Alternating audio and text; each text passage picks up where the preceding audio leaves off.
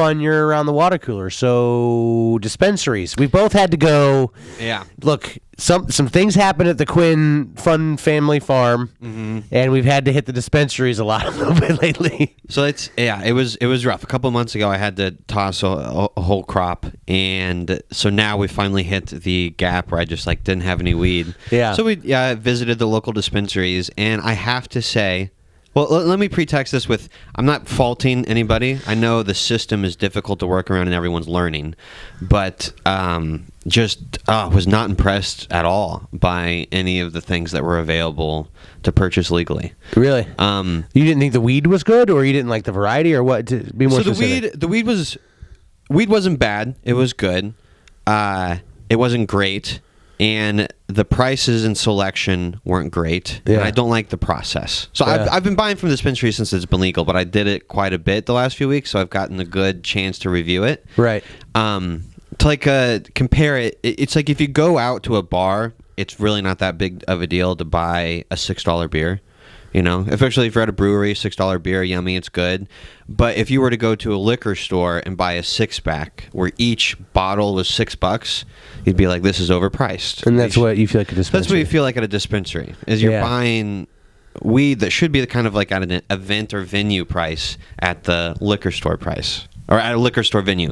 So I think it's a bit overpriced. I don't like how I can't choose the weed.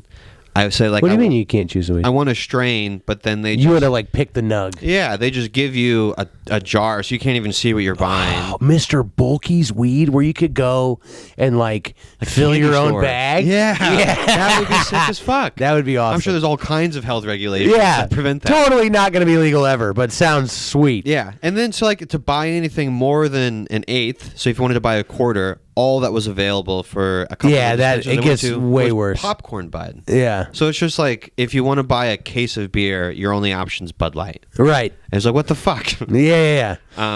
Yeah. So I don't know. I say I was gonna go off on them a little bit more, but the only reason I was buying was because I messed up my grow, and then this morning I had another mishap where I had all of my granddaddy perp plants. They hermed on me. So they started making pollen sacs. So I had to cut them all down. So there's another problem in the garden. I get it. It's hard. Yeah.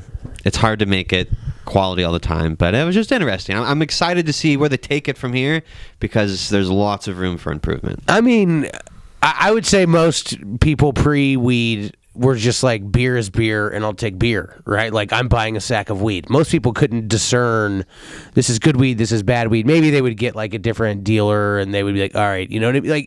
Yeah. But basically, if you wanted a sack of weed prior to there not being a black market, you were happy with it just being a sack of weed. And you had very little autonomy or decision-making power to decide what was in that sack. And in college, I drank $15 handles of vodka as well. Just whatever's got alcohol. Yeah, exactly. you don't. You're stupid, ignorant, dumb. You don't know what's good. Yeah. So that's. But now that there's dispensaries and there are choices. Yeah. Yeah, you're pretty picky about it. It's. I know. I think it's fun that when you can go to the dispensary that you can even choose. The concept that you can be I want this and it's going to give me a different kind of high or experience. That's exciting because I'm not used to it. I'm just used to here's just a sack of whatever you're going to get. That is cool. But yeah, so it was that was the upside of doing that was you got to bounce around and try different things.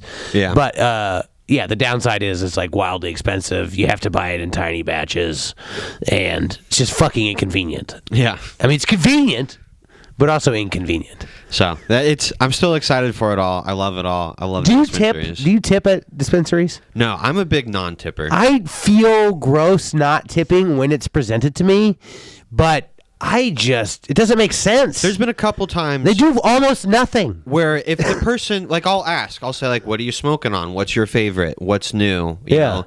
Because, I smoke a lot, so I can tell when people know what they're talking about. And there's been a couple times where someone's well, hey, man, what are you looking for? And then, they'll break a couple things down for me.